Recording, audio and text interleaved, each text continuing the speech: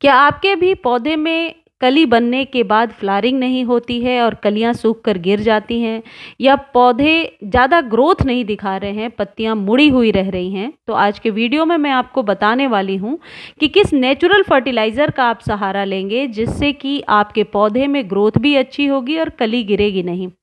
किसी ने comment section में लिखा था कि उनके गार्डेनिया में, ये गंधराज में, कली तो बनती है लेकिन सूख कर गिर जाती है। देखिए, ये मेरे गंधराज का पौधा है और इसमें कितनी अच्छी फ्लावरिंग हो रही है।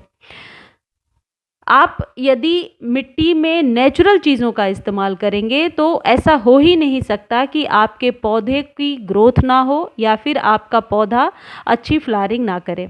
आज के वीडियो में मैं आपको कुछ ज़रूरी टिप्स बताने वाली हूँ और एक नेचुरल खाद के बारे में बताने वाली हूँ जिसका इस्तेमाल करने से 100% आपके पौधे में फ्लावरिंग शुरू हो जाएगी।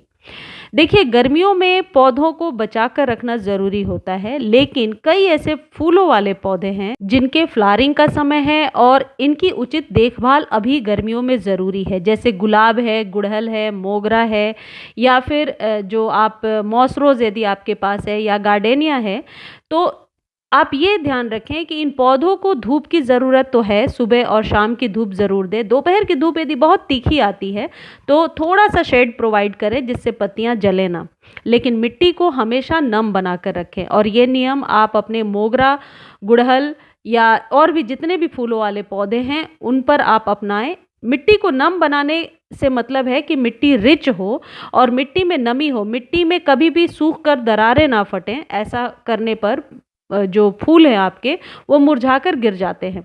कलियां दो वजह से गिरती हैं, या तो पौधे में ओवर वाटरिंग है या फिर अंडर वाटरिंग है। खाद भी आप प्रॉपर देंगे क्योंकि फ्लावरिंग करने के लिए पौधे को बहुत ज़्यादा एनर्जी की ज़रूरत पड़ती है। तो यदि रेगुलर बेस पर जो आप खाद देते थे उससे खाद की जो फ्रीक्वेंसी है उसको बढ़ा दीजिए। यदि आपके पौधे के फ्लावरिंग का समय है, जैसे मोगरा के फ्लावरिंग का समय है, तो हर एक 10 डेज पर अभी इसे आप उचित कंपोस्ट, उचित खाद जो मोगरा के लिए ज़रूरी है, कैल्शियम, वो आप देंगे। यदि आपके गुलाब में फ्लावरिंग हो रही है, यानी कि गर्मियों का यदि गुलाब का पौधा है, तो उसे आप 10 डेज पर ज़रूर आप कंपोस्ट दिया करें। जब कभी भी पानी दें, शावर करते हुए, ऊपर से नहलाते हुए पानी दें।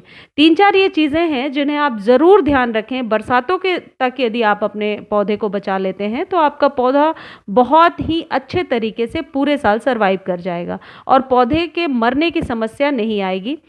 जितने भी इस टाइप के पौधे हैं जो छोटे छोटे कंटेनर में लगे हुए हैं, इनकी मिट्टी को हमेशा नम बना करके रखें। आप ये कर सकते हैं, ये जो नींबू के छिलके हैं, ये बहुत ही काम की चीज़ होते हैं। नींबू के छिलके अक्सर हम लोग फेंक देते हैं और ये इजीली अवेलेबल है हर किसी के किचन में। आपको क्या करना क्या है, इन छिलकों को इकट्ठा करते जाइए जैसे मैंने किया है। बाद में इसे आप पानी में डिप करके बंद करके रख दीजिए ओवरनाइट। पानी तो आप उतनी लीजिए जितने में ये डिप हो जाए।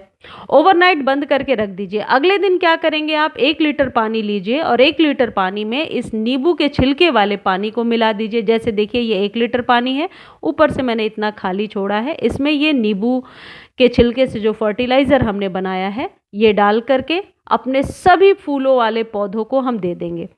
नींबू के छिलके के और भी बहुत सारे फायदे हैं। ये एंटीऑक्सीडेंट के रूप में काम करता है। कई बार हम बहुत सारे खाद, केमिकल फर्टिलाइज़र देते जाते हैं लेकिन पौधा फिर भी अच्छी ग्रोथ नहीं दिखाता है, और कई बार ये नेचुरल चीज़ों के इस्तेमाल से पौधे को जस्ट एक पुश मिल जाता है और पौधा आपका बहुत ही अच्छी फ्लावरिंग शुरू कर देता है। इससे ये भी होता है कि जो मिट्टी है वो एसिडिक होती है। अब ये जो सिट्रस जो ऑरेंज और लेमन के जो पील्स होते हैं, जो सिट्रस होते हैं, यानी खट्टापन होता है इसमें, इसे जब हम मिट्टी में डालते हैं तो मिट्टी की जो सॉइल है वो नेचुरल तरीके से एसिडिक होती है।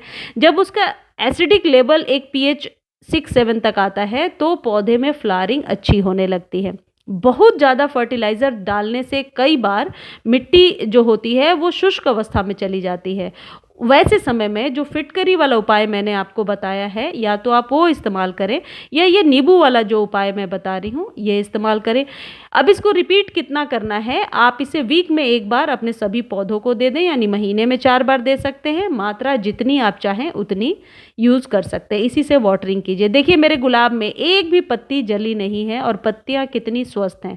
तो जब हम नेचुरल चीज़ों का सहारा लेते हैं, हमारा पौधा स्वस्थ होता है, पौधे की लाइफ अच्छी होती है और सबसे अच्छी बात, फूल बड़े साइज़ के आते हैं। फूल जो खिलते हैं वो उनकी लास्टिंग ज़्यादा होती है, ड्यूरेबिलिटी ज़्यादा होती है। मुझे उम्मीद है आज की जानकारी आपको अच्छी लगी होगी। धन्यवाद।